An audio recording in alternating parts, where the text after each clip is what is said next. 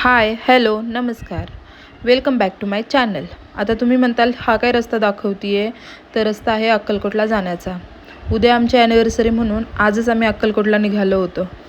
आता निघायला खूपच लेट झालेलं होतं, कारण माझं सकाळी एक अहिल्यानगरला काम होतं. मी त्या काम करून मला घरी यायला 4 वाजलेले आणि आम्हाला निघता करता 4:30 झालेच होते. खूप ऊन पण होतं, त्यामुळे मी जास्त काही असं शूट केलेलं नाही आहे.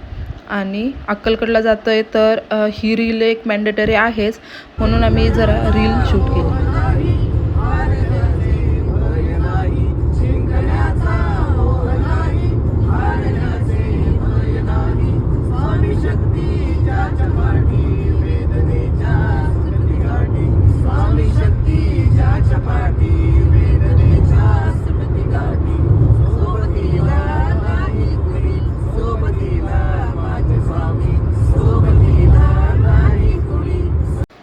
आणि हे जे शूट आहे ते आमच्या कार्टूनने केलेलं आहे. लांबचा प्रवास असल्यामुळे खूप कंटाळून गेलेली होती, म्हणून ते मागं असं काहीतरी खेळत बसलेले. वाटेत जेवायला थांबलो. जेवायला थांबल्याच्या नंतर तिला फोटो तर काढावेच लागतात, म्हणून असे काही फोटो क्लिक केले.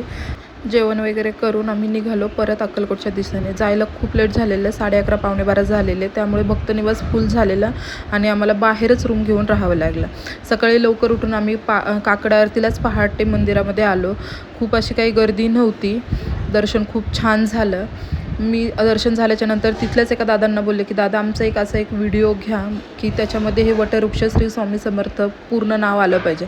आणि बघा, त्या दादांनी देखील खूप छान आमचा व्हिडिओ घेतला. व्हिडिओ झाल्याच्या नंतर आम्ही परत एकदा दर्शनाला गेलो. परत एकदा मनोभावे खूप छान दर्शन झालं. यावेळेस अजिबात गर्दी नव्हती मंदिरामध्ये. खूप छान दर्शन झालं. तुम्हीच बघू शकता, दर्शनाला गर्दीच नव्हती.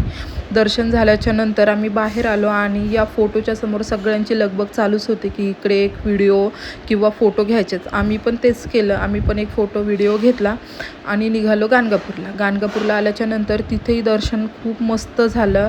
मी जास्त काही शूट केलेलं नाही आहे तिथे, कारण आतमध्ये गेल्याच्या नंतर तिथल्या वातावरणामध्ये एवढं मन प्रसन्न झालं. थोड्या वेळ तिथे थांबलो आणि निघालो संगमावरती. आता संगमावरती जायचं ही आयडिया तर माझी काही नव्हतीच, ही होती आमच्या आहोंची आयडिया. त्यांनी मला डायरेक्ट संगमावरती घेऊन गेले. तिथं गेल्याच्या नंतर दत्त महाराजांचं एवढं खूप छान दर्शन झालं. आता माझा तर पहिलाच हा अनुभव होता तिथं, त्याच्यामुळं मला इकडचं काही माहितीच नव्हता. तर तिथल्याच लोकांना काही विचारून आम्ही नदी तीरावरती जाऊन आधी आम्ही की तिथं हात पाय स्वच्छ धुतले, दिवा लावला आणि नंतर मंदिरामध्ये आलो. मंदिरामध्ये आल्याच्या नंतर खूप छान दर्शन झालं. आणि हे जे दृश्य तुम्ही पाहताय, हे जे आपण दृश्य पाहिलेलं ते देऊळबंद मूवीमध्ये पाहिलेलं आहे. खूप सारे लोक इथं येऊन पारायण करतात आणि खरंच खूप हे भाग्याचं म्हणजे भाग्याचीच गोष्ट आहे की इथे येऊन लोक पारायण करतात. अक्कलकोट गाणगापूरचं दर्शन झाल्याच्या नंतर आम्ही निघालो तुळजापूरच्या दिशेने. तुळजापूरला यायला आम्हाला 4:30 पावणे 5 वाजलेच होते. आम्हाला वाटलं आता ऊन खूप कमी झालं आहे तर गर्दी असेल, पण इकडे पण अशी जास्त काही गर्दी नव्हती. थोड्या वेळातच आमचं दर्शन झालं. पण इथं आल्याच्यानंतर असं असतं, हे खूप लाईनमध्ये उभं राहावं लागतं. म्हणजे असे त्याचे 2 ते 3 असे राऊंड आहेत.